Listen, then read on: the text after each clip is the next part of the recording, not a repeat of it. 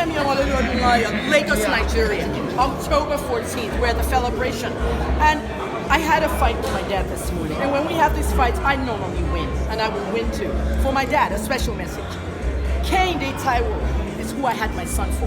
Kayode Joshua Taiwo. Okay, Rich KJT Music. Taiwo is his twin brother. For my fans, you wanted me to talk about Sowore. You kept saying, talk about Sowore. I kept quiet for a long time. I was gagged because of a conflict of interest.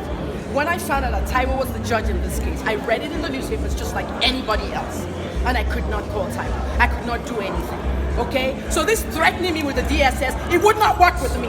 The bed I slept with, the bed I slept on, and you know it, Daddy, the bed I slept on in 1978 during the Ali Moscow riot is the bed Mrs. Fulaya Kuti died in. And I've always told the Kuti children, maybe that's why I'm an activist today, because there was something in that bed. At the end of the day, for the people who went to my dad to tell my dad that Kemi said that Sowore and the judge were friends because they're both from Ondo State, you're enemies of progress. I never said that. It's on Sahara Reporters. We sat down 5 hours on Sahara on Saturday. Nnamdi Kanu, Kayode Ogunlesi, Aisha Yesufu, okay? The so-called enemies of Buhari and the so-called Buharis. I'm on nobody's side. I'm only on Sowore's side. Was Sowore arrested because he was a journalist? Was it because of a story? Like Lakeisha said, the CBN story? Or was it because he was a politician that lost? Our government needs to tell us the truth about Sowore. It is wrong.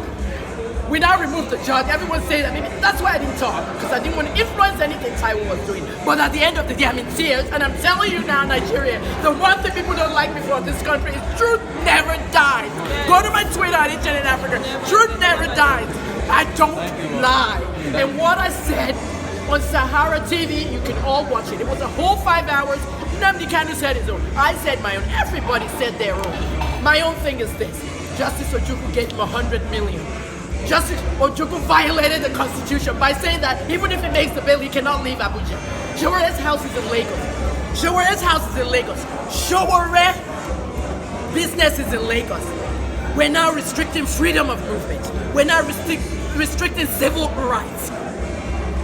Our fans, the fans, they're contributing money on a GoFundMe account. We are working hard to get him to meet the bail conditions.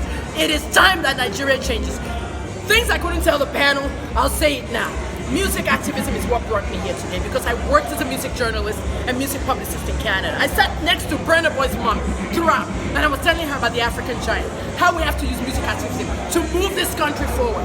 That's what Fela stood for. That's what this man did. He sang against the government. And yet, President Obasanjo, when he was General Obasanjo, they went up there and took Mama from the third floor and threw her out the window, killing her. And nobody in this country has ever said sorry to that family. Is it not any coincidence that we're in a curse here? It is time, President Jonathan. It is time, President Obasanjo. It is time, President Buhari. It is time. It is time to say sorry to the Kuti family for what we did. The legacy of Fela is not going anywhere. Now everybody's doing Afrobeat. I supported my girl, Tiwa Savage, on 49.99. Who was behind 49.99? It's Fela, suffering and smiling because we want to jump into the mall way. I dressed up like Tiwa in the video. I went to the event. Then you have Myra Mali. He did a video about jail. He couldn't even wear the Nigerian prison uniform, the green that I wore when they arrested me twice. He had to wear the American one. I asked him, he said he was scared because they will arrest him. We cannot continue to use our security agencies to arrest people. The DSS, a message to you. Please, if you're going to work, you're going to work for us, the people. We have security issues. My house on June 14th, they almost beheaded my son. Okay, my legs. I fought armed robbers in my legs so that they would cut my son's head with a cutlass. My mother, 80 years old, lying down, a former first lady with a gun. Give me all the money, give me the pounds, give me the dollars. SARS is working on it, but without a bribe, they must take a bribe before they can tell me it's my mother's driver that takes her to the Aboki Bureau de Change. Every single person around you, Nigerians, watch them.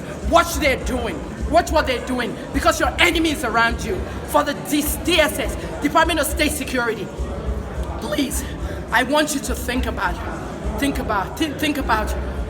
we the people, okay? We the people is who you serve. Start a Twitter account. I'm the queen of social media. The DSS needs a Twitter account like the CIA and the FBI. We need a Twitter, Instagram, just like EFC. We need to know what's going on. We're not a Gestapo government.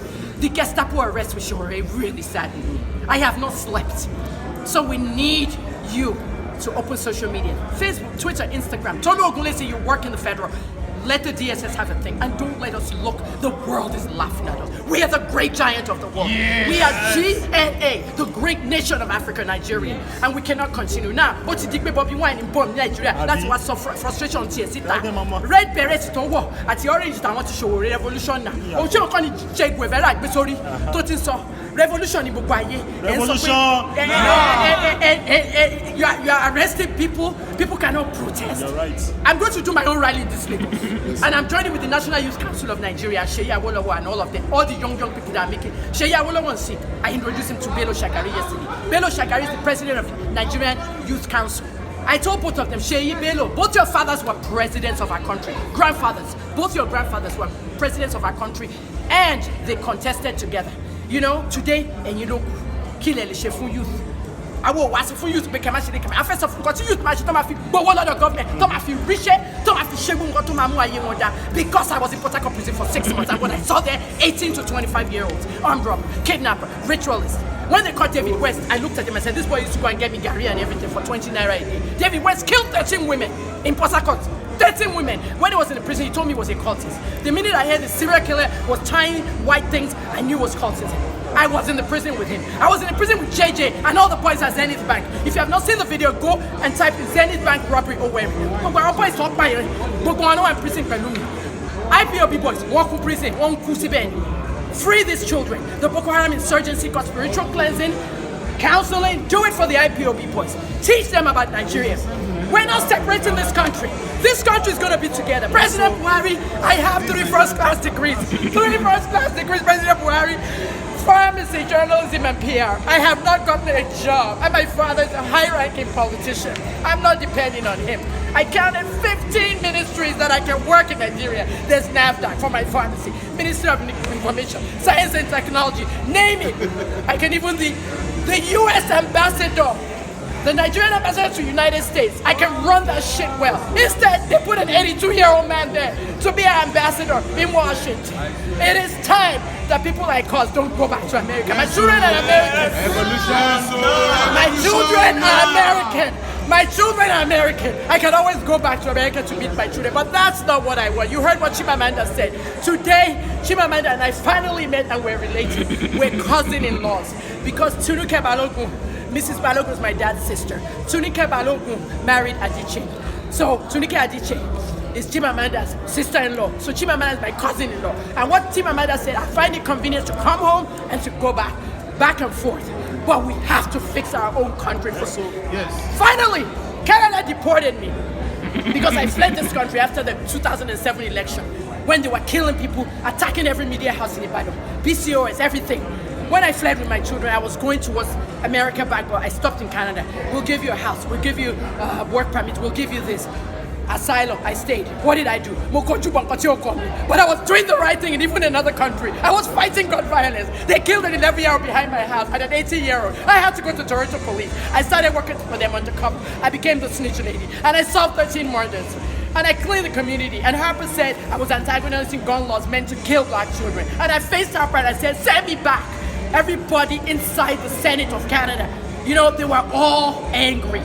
And a reporter told me KemiOlunloyo was deported because she spoke out against the gun violence and antagonism. Like Akala said, I accused Canada of antagonizing gun laws meant to kill black children. Akala told you guys today what they've done to black children in the UK and how they stereotype and everything with you guys. I'm KemiOlunloyo. Thank you.